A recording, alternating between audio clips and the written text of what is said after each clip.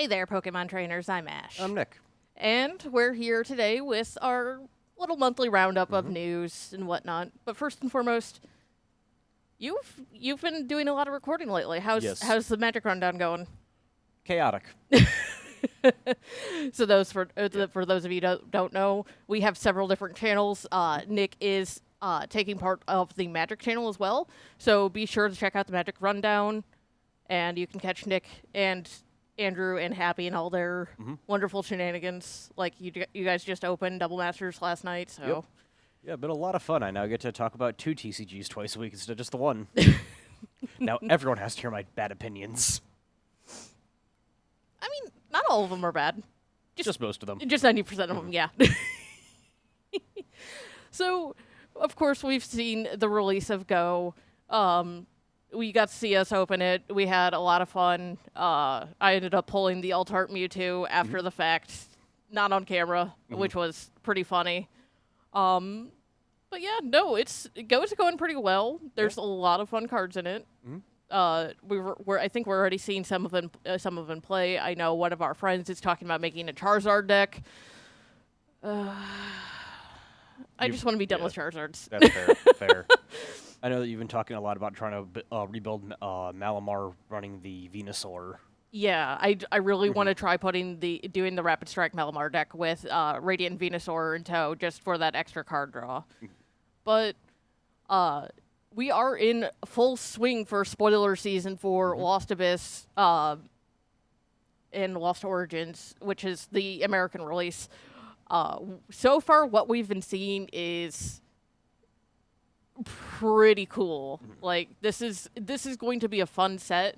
And for those that aren't in the know, Lost Origins / Lost Abyss is going to be featuring the Lost Zone once again.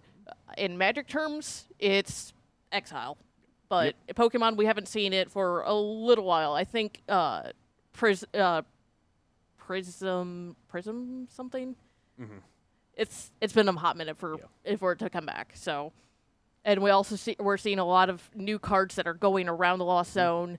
Cards that say if you have X amount of cards in your Lost Zone, it does more damage, things of that sort. So it's going to be fun to see this back in Standard. And yeah, like I said, we're seeing some really cool cards coming out of it so far. One of the ones that I just happened to see was Thornton, who doesn't have anything to do with the Lost Zone. He's just really cool. And he says, choose a basic Pokemon in your discard pile, switch it with one of your basic Pokemon in play. Any attached cards, damage counters, special conditions, turns in play, and any other effects remain on this new Pokemon. So, honestly, it's a really good way to switch things up if one of your Pokemon got KO'd and you need it back on the bench ASAP. Yeah. Like, that's a very solid card, and I'm expecting to see some play at the very least. Yeah, it also specifies turns in play, which also means that if you lose your VMAX, or V-Star, you can immediately swap back to the one the basic that was just KO'd and immediately evolve again, as long as you've had another Pokemon in play. That's been on the bench for the same amount of time. Yeah, it's pretty cool because also in cases where you're using like Manaphy or other like such support Pokemon, you can just go, okay, I'm going to swap the Manaphy out because I don't need it for whatever reason, get my Mew back or Mew back, Ice Rider, whatever.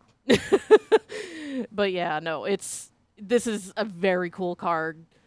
We've also seen the packaging that's coming out with Lost Origins, which has confirmed that the American release, we will see Hisui and Zoroark. We will likely be, I believe, we're seeing Radiant Gardevoir, which is one I've been excited for. And of course, the star of the show, Giratina. We'll be seeing Giratina origin form for V-Star. And I think I can get...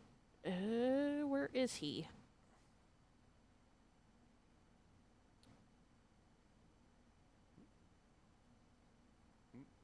Here we go. I wanted to be able to find the Giratina in question. Ooh, Delphox. That's one I didn't realize was getting printed. Delphox V for 1 fire energy, Spooky Torch. Your opponent's active Pokemon is now burned and confused. Or for 2 fire and colorless, Magical Fire, 120 damage. Put 2 energy cards attached to this Pokemon in the Lost Zone. This attack also does 120 damage to one of your opponent's benched Pokemon, which is actually pretty good. And they're doing some really cool things when it signifies that a Pokemon has anything to do with the Lost Zone. They'll have these little, like, pink and blue squigglies on it, more or less, that indicates that it has something to do with the Lost Zone. And, of course, Giratina being the star, Giratina V, for 1 colorless energy is Abyss Seeker. Look at the top 4 cards of your deck. Put two of them into your hand and the remaining into the Lost Zone. I cannot read or speak today. I apologize. And then for a Grass, Psychic, and Colorless, Shred, 160 damage. This damage isn't affected by any effects on your opponent's active Pokemon. So, not bad. Yeah. And then there's also V-Star, which has the attack Lost Impact, again, for Grass, Psychic, Colorless. Put 2 energy attached to your Pokemon in the Lost Zone. And for its V-Star power, it has Star Requiem for Grass and Psychic energy. You may only use this attack if you have 10 or more cards in the Lost Zone. Your opponent's active Pokemon is now knocked out. Okay. So, just auto KO is always, really nice. Yeah. And then, of course, there's lots of support going for Lost Zone. Look at the top 5 cards of your deck, put 3 of them in your hand, and remaining cards in the Lost Zone for Colorless's Experiment. There's just a lot going on in this set, and honestly, I'm very excited for it. Ooh. And actually, another one that just happened to be further down is Lost City, which is a new stadium. When a Pokemon is knocked out, put it in the Lost Zone instead of discarding it. All non-Pokemon cards attached to that Pokemon are discarded. Which is... I mean... That is certainly one way of telling your opponent's Pokemon to go to their room, do not come out, do not get dinner. And honestly, that just stops the one that we were just talking about, the Thornton. Just stops that right in its track. But yeah, no, this set is going to be fun. I'm looking forward to what all the other spoilers we're seeing. I know we're seeing Rotom V-Star as well. We're seeing... Oh, geez. Zeraora is getting both a VMAX and V-Star, as well as... What was the other one? I can't remember now. Deoxys, that's the other one. VMAX and V-Star. Those are going in the Ultra Premium decks that are going to be, I believe, Japan exclusive. We'll, of course, be getting those cards eventually. But I think that more or less covers all the Lost Abyss spoilers. Yeah, I think we'll be doing more complete coverage when we can see everything, hopefully soon. Well, probably in about a month, I think. Yeah. Give or take. And then, of course, the other big news thing in the world of Pokemon TCG, the big uprising that happened in the North American International Championships, taking first place was Flying Pikachu VMAX. Something I don't think really anyone saw coming. Yeah. I certainly didn't. Yeah. When I heard, Flying Pikachu, I was like, that has to be a joke, right? Like, somebody typed in the wrong entry, or this person's messing around and, like, registered his deck list as Flying Pikachu VMAX, but he was really playing, Arceus V-Star. Nope. I mean, it's Flying Pikachu VMAX. It is Arceus V-Star and Flying Pikachu VMAX, but still. Congratulations to Azul Garcia Grego for that spectacular win. I'm going to have to go and watch this deck and play, because just looking at the deck list itself, it is a very fascinating deck. Second place went to Isaiah Brander, who did Origin Form Palkia Inteleon combo. And third, and certainly not least, Mewtwo v Union Stall, played by Sander Wojcik. Yes, you heard that correctly. Mewtwo v Union Stall. Yeah. We have seen an absolute change in the meta just from those decks. And again, I don't think anyone saw this coming. Yeah, that top 3 is... Definitely some of the more... the most interesting one we've seen in a Yeah. while. Oh yeah. And hopefully we can get this deck list to load real quick for the V Union, because I was also just incredibly fascinated by the deck as a whole. All right. Using Crushing Hammers, which you don't often see in play. Not Chloris. Silene, just Flannery, Peonia, Boss's Order, Chef. Just, like, there's a lot of cool stuff going on this. And then it's also using Galarian Meowth to help with the discard. So once you get the V Unions going, it's just going to keep going. Like, there's no stopping that. And then, of course, Miltank's to slow everything down because Vs can't touch it. Like, this has been an absolute genius deck. I'm downright fascinated by it. Like, kudos to, everyone that participated in this.